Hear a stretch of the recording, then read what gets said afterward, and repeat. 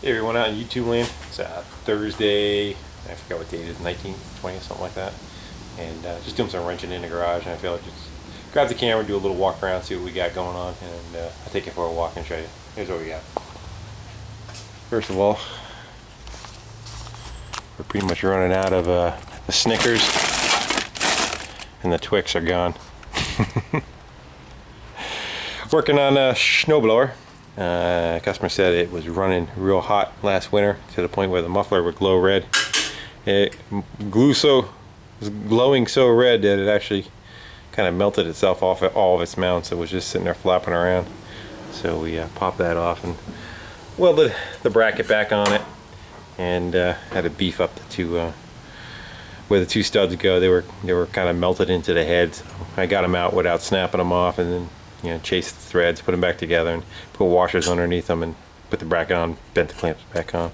I fired it up. It would just run full throttle. It didn't seem to have any throttle response. Took the carb bowl off, cleaned it all out, but didn't seem to really do too much. And I found a couple of the screws were running. That one over there was running for the fast idle, and I noticed that the problem was the shaft coming off the throttle plate was floating.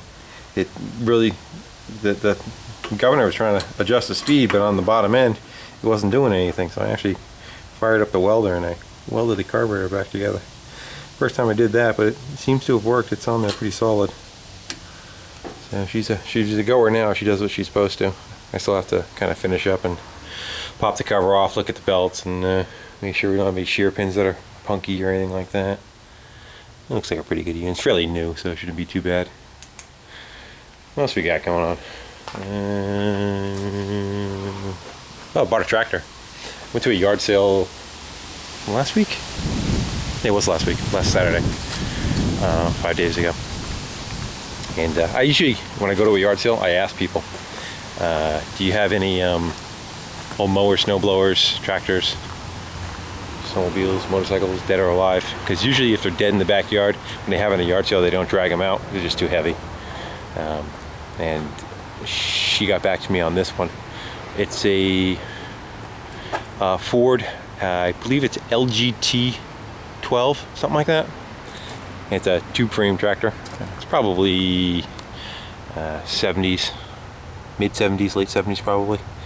And it's got a Kohler 301. I think 301 is 12 horse. I'm positive of that, but that's on there. And I mean, it's rough, but it's all there. It's hydrostatic drive, and it's got a tiller on it. The tiller is probably the best part of the whole tractor. It's a shaft drive setup. So that was a partial trade, and 40 bucks. So it should run. I put my jumper pack on it and I just threw it right on the starter, and it thumped over and it had compression, so it probably just lost spark. I think they bought one new tire for it. All the tits are still on the tire. The other one looks to be one of the originals, judging by the cracks.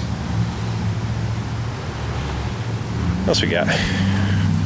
And then a friend of mine bought a Jeep for his daughter-in-law, I don't know what you call it. Girlfriend's daughter? Wife's kid, something. Got a pretty good deal. I think he paid $6,500 for it. It's an 03 with 148,000, automatic, 6-cylinder, AC. Got kind of the hard top, all the decent options on it. Doesn't look really thrashed, but the oil pan, the tranny oil pan's leaking. So we got that. Where is it? Right there. Which you can kind of see in her there. She's kind of dripping away there. So pop the skid plates off and have at her and get that oil pan out of there. And tranny oil pan. I think I saw something about rust on the other one. That I just got to kind of look over the whole thing and see what we got going on, if we need anything to address it. Got a bunch of little stupid things happening, like it's a tie wrap holding the wiper on. Just some dings and dents in it here and there. Looks like it was looking at the hood, I don't see if you go across. We had a hailstorm. As the Harley goes by, we had a hailstorm a couple of years ago, and a lot of cars that got left outside got tagged. But it's a kid's first car. You know, he's not gonna go crazy with trying to buy something new and having it perfect. That's really about it. And I'm gonna pull that in tomorrow. Actually, tonight. Tomorrow, I have a Camry getting dropped off that needs brakes all the way around, an oxygen sensor, rear sway bar bushings, and that's probably going to be for Saturday's work.